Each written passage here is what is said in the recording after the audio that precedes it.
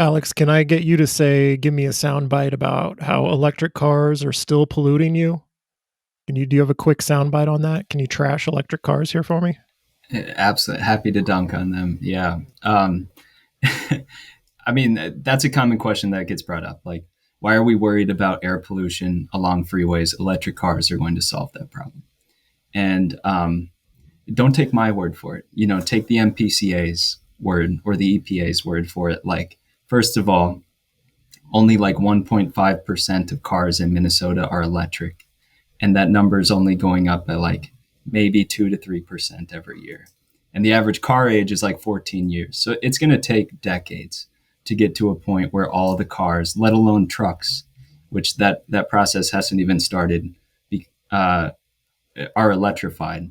But even if they are electrified, and I wish I don't take a lot of joy in this. Like it's unfortunate, but the reality is that electric cars are a lot heavier, and a lot of the air pollution, like PM 2.5 or like fine particulate matter, some of the stuff that's like really tiny and can get into your bloodstream and your lungs really easy, that stuff comes from tire wear and tear and like the asphalt getting torn up.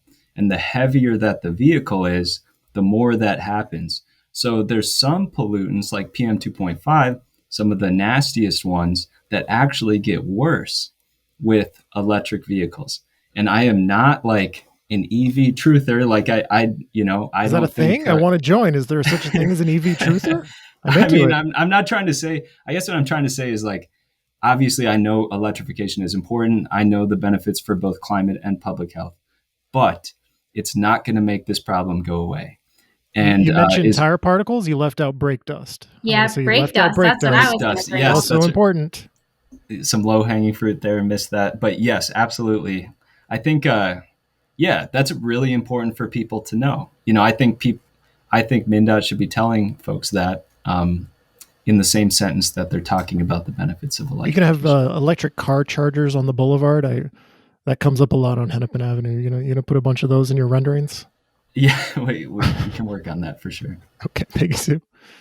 Well, I'll just also say, like, in terms of just like vehicles, right? Like, vehicles require roads, right? And roads are impervious surface, and impervious surfaces are hot. And so, like, that is also like the logic when we talk about like EVs, like, that's not a solution for a warming planet, right? Like, our planet is warming.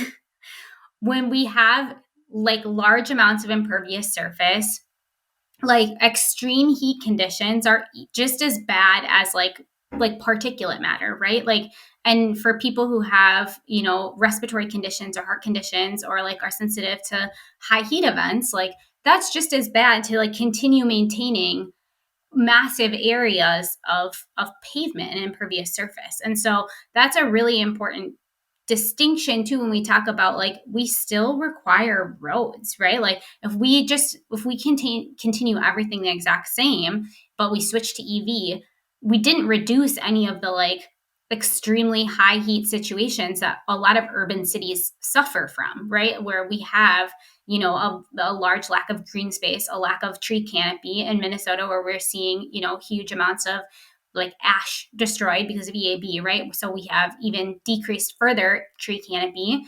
Like the switching the mode of vehicle doesn't necessarily help in a situation where you're in a very urban environment that it's very hot and getting hotter. I think the last. Jose, wait, Alex, I'm the host. Jose, so you scolded me about calling this episode "The War on '94." I'm thinking maybe the EV Truther Roundtable. What do you think about that one? I'm actually all for that. I absolutely am all for that. So I appreciate that.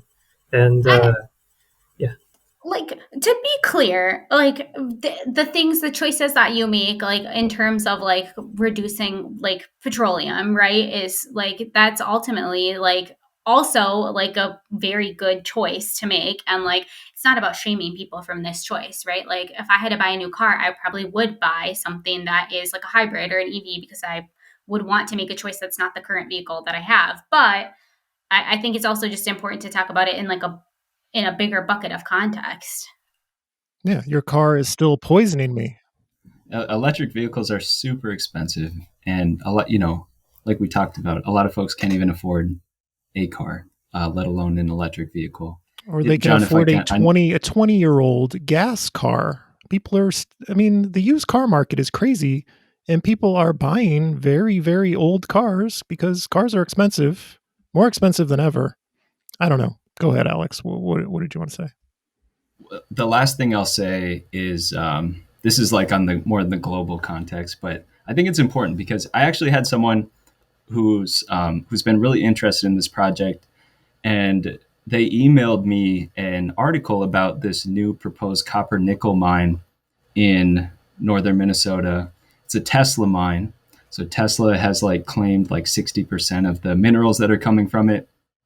And it's important to remember, like, just the minerals alone, like we cannot, this planet cannot handle a world where everyone drives an electric vehicle. And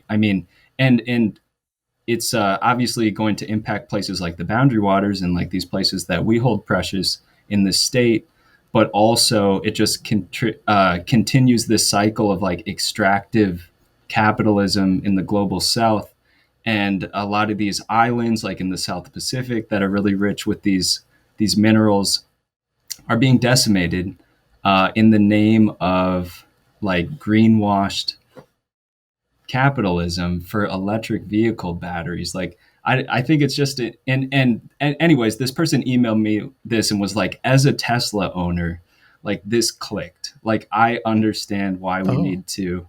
Those emails hardly ever end well. No, right. A suburban Tesla owner, nonetheless. And it was like, yes, it helped for me.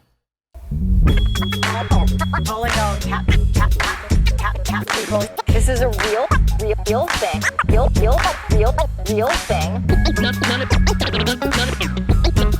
None of you have the balls to stop this. Stop this.